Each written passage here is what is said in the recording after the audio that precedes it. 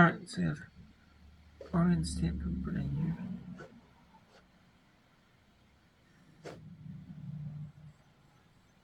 Now let's go to the EC network. We'll show you Notre Dame home against North Carolina 2-0. So it's 7 on in the fourth set. We'll show you how it gets a little bit more competitive. 11th ranked SMU, that is at Moody Coliseum, also available on the all-new ESPN app. It is the ACC opener for both programs. So great night of women's sports here on ACC Network.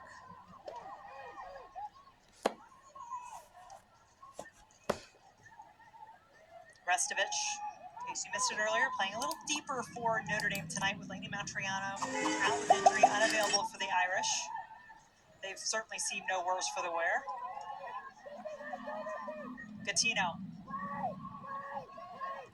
North Carolina really has not been able to stretch that Notre Dame back line and find the space behind. And so Notre Dame plays with a pretty fluid central three. Restovich is going to be that lone holding midfielder, that single pivot, and then they play with what Nate Norman likes to say, 2 8s.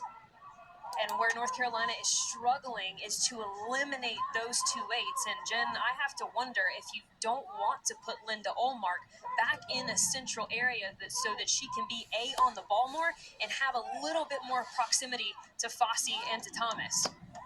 This is Olmark. Ball put across, planting over the top of the frame. Yeah, there's no question as to the scoring potential embedded within this North Carolina team. Players like Fossey, who you just saw, Olmark, especially when she connects with those players, Thomas up top. There's not a lot to be had in this one so far. And I totally understand putting her out wide, right, in the connection between her and Fossey, and moments like this where she could potentially be really dangerous centrally. But this Notre Dame side gets so many numbers forward, Klinky, Roy over here on this near-hand side, and it causes you to do a lot of defensive work if you're Linda Olmark, and really she's at her best when she's on the ball. Here is Thomas, just one shot so far. There's the second for North Carolina, nowhere near the goal, though.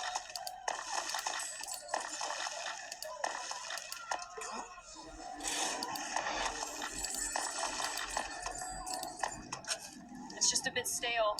Thomas has no combining options. She knows she has to go by herself. And you're never going to get mad at your goal scorer for trying to give herself the best window to get a shot on frame. Notre Dame making their first change. Ellie Hodson coming into the match, replacing Chukwu. Roy tracks this down. One quick touch. Hodson in the vicinity. Hodson, another one of those talented freshmen from a year ago, ACC All-Freshman selection, 8 goals, 2 assists, and 7 of those goals coming in conference play.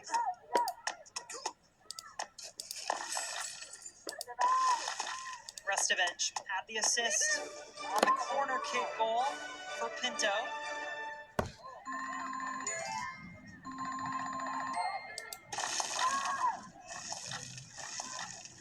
Notre Dame just looks like and feels like they're in complete control of this match. That's what makes you think this team could really have something special in South Bend this season. Number 2 in the country. They were preseason number 2, their highest ranking since 2011 preseason. It's the year after they won the national championship. Angle.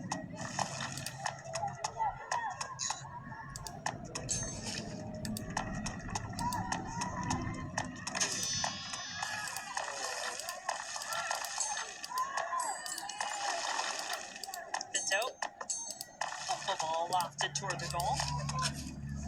You're talking about this Notre Dame side. You know, you look at the lineup card and you say, who do I focus on, right? There are truly threats in different ways in every position, in every line. And I actually really liked the game plan that North Carolina came into this match with, because if you have to look at all of the playmakers, you'd argue that their back line, specifically the 3 central backs, are the least playmaking of the entire team. And so you're seeing North Carolina drop off a little bit, right? Give their three-back time, space on the ball, and challenge them to be the playmakers. Peace out to the first set in South Florida. Or in Tampa Bay. Tampa. It's Florida. It's all on so far.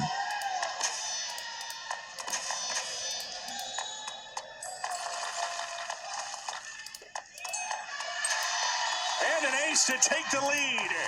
Florida Atlantic is red hot. Victoria Hensley comes through with the serve.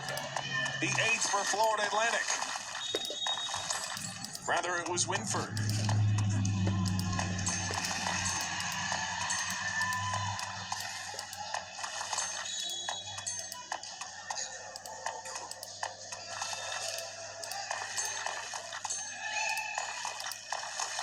Hartfield ends the run.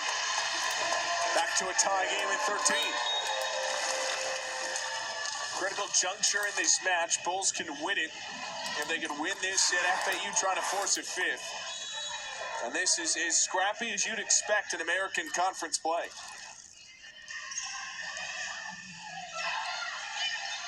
Richardson picked up, and a free ball for the Bulls. Richardson circles around and picks up another point. And the Owls all of a sudden starting to surge in front.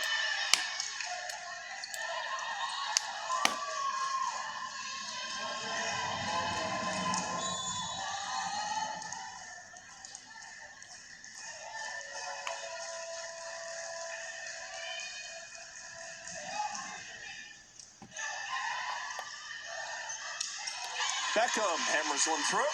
And the Bulls got a much-needed point back to a 14-14 game.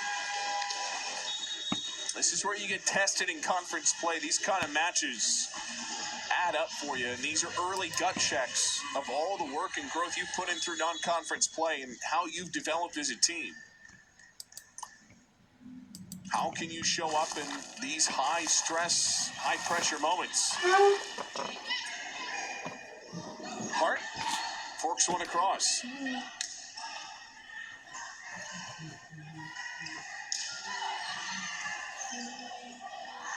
Hart tipped off the seam. Andrade unleashes, and the Bulls are back in front. She's so reliable for South Florida at those pins. You see time and time again, just her timing, her power, her speed. She's as athletic as they come.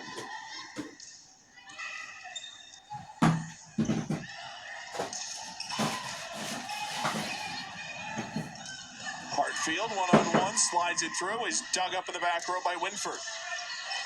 Diving pickup from Andrade. Beckham slots it through. Hart swipes it over. Richardson into the pipe for Bruce. No touch, point Florida Atlantic.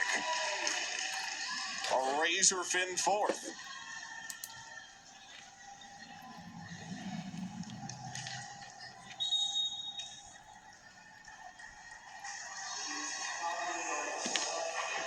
This will go to review.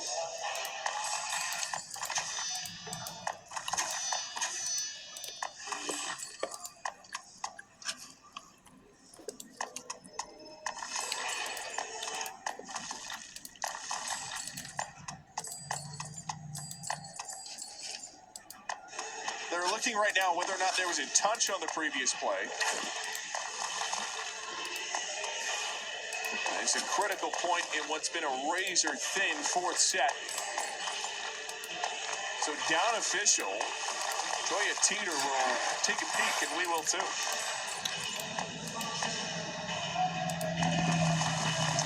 This is whether or not Ashline's pinky or one of the Owls in the back row caught a piece.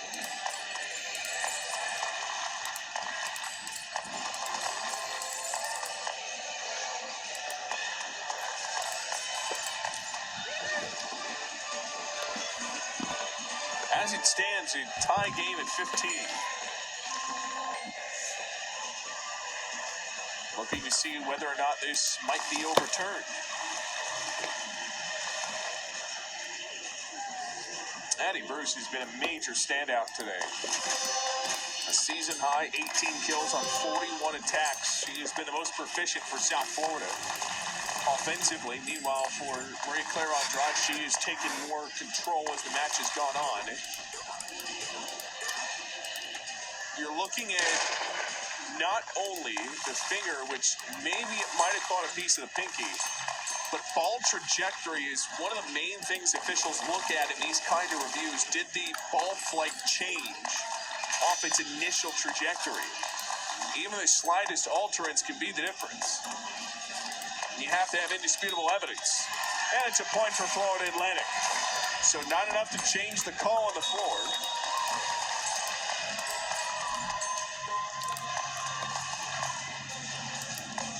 So it remains 15-all in the fourth. Also somewhat of a pseudo timeout for South Florida.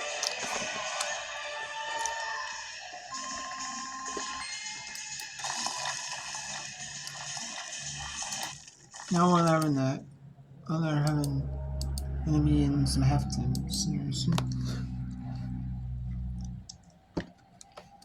So we have Pepperdine leads Oregon State on the road 1-0. We have Georgetown 2 St. Helena